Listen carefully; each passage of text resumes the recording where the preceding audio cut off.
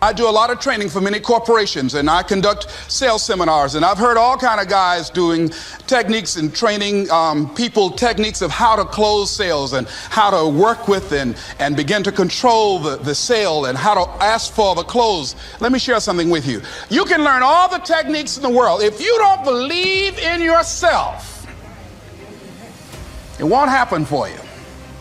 I learned all of it. So that's why I do a training called Focus on the Seller. You've got to focus on you. And as you convince you, as you sell yourself every day, you will begin to see a difference in the things that you're doing. Selling yourself on your ability to perform a job, to achieve a certain objective. Telling yourself every day, here I go again. And I got what it takes. This is my day, and nothing out here is going to stop me. It's necessary that you be flexible, that you are always thinking of how can I improve this better. This is a customer-driven economy. It's necessary for you to always explore various ways in which you can improve the quality of service that you're providing for the people in your organization. I remember something a major company had talked about, the extra value service they were providing for their customers. And the lady who had the news conference summarized it this way. She said, "It's not our intention to satisfy our customers or to please our customers. Our intention is to amaze them." It's necessary, if you're going to compete today, that you look for ways to amaze your customers by being one of those individuals that keep your commitments, that keep your word, that's relentless. It's necessary as you work with the people that you bring into your organization, that they see that you are a good example of a person to work with, because you model integrity and determination and ambition and truth and honesty and the way in which you conduct business. The other thing is, take full responsibility for your life. Accept where you are and the responsibility that you're going to take yourself where you want to go. Someone said we have two primary choices in life. We can either accept conditions as they exist, or we can take the responsibility to change them. See, a lot of people want to exempt themselves from taking responsibility. All they want to do is talk about the problem.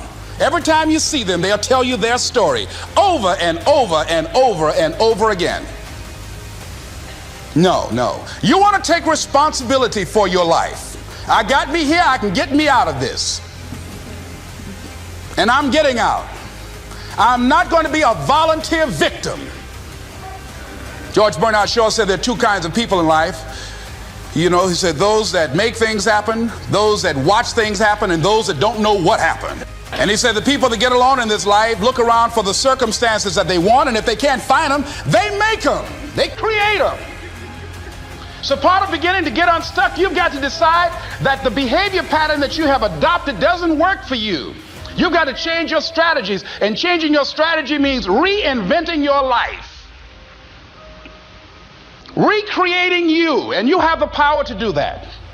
You can decide that you're going to change, that you're not going to be a wimp. You can decide that you're going to stand up to life. You can decide that I'm going to live each day as if it were my last. You have the power to make that decision. You can decide I'm going to work on myself and develop myself. I'm going to empower me. And all of these things that are happening to me right now, they're just temporary inconveniences. They're not stronger than I am. I'm in charge here. Overcoming the negative conversation, that inner dialogue that's going on all the time, even when you don't want it to be there. You can't stop yourself right now from thinking. You can't do it. It's going on. And so learning how to empower yourself, part of doing that is standing up to yourself. You've got to stand up inside yourself sometimes and say, shut up.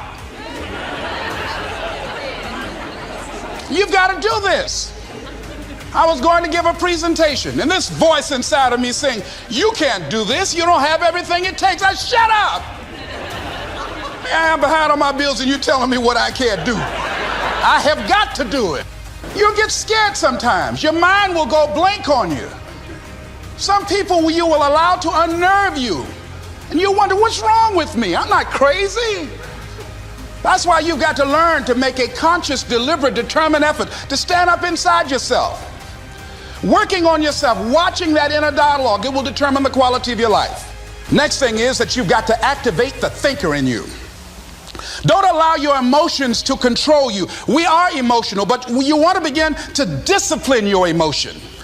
If you don't discipline and contain your emotions, they will use you.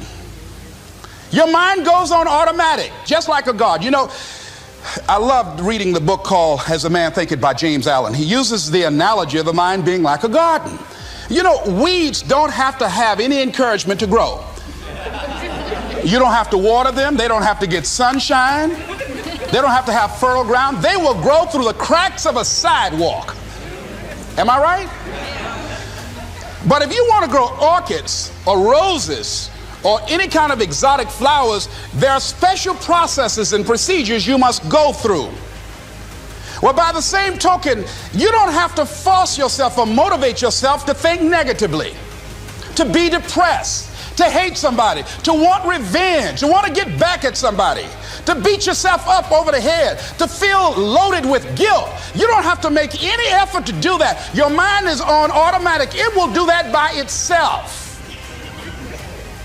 But if you want to begin to move into your own personal greatness, if you want to begin to really enjoy a happy, successful, healthy life, you've got to be willing to go against the tide. You've got to be willing to harness your will and say, in spite of this, I'm in control here. I'm not going to let this get me down. I'm not going to let this destroy me. I'm coming back. And I'll be stronger and better because of it. You have got to make a declaration that this is what you stand for. You're standing up for your dreams. You're standing up for peace of mind. You're standing up for health. You want it, and you're going to go all out to have it. It's not going to be easy. When you want to change, it's not easy. If it were in fact easy, everybody would do it. But if you're serious, you'll go all out. I don't care how good you are. I don't care how talented you are. I don't care how much you work on yourself. There are some times when things aren't going to go right. They just are not going to go right. There are times when anything that can happen will happen. Murphy's Law will be knocking at your door. Why? I don't know why. That's called life. And you have to deal with it. Sometimes your life will be in a slump, just like sports. Some of the best shooters can't hit baskets different times in games. They get in a slump. Do they sit on the sideline and say, you know, I just didn't hit a basket today? No, they continue to execute. I suggest to you that if you are facing a challenge, don't stop. Stay busy. Work your plan. Continue to do those things that you know that work for you after you have evaluated yourself in the situation. Continue to move. Stay busy, stay busy, stay busy.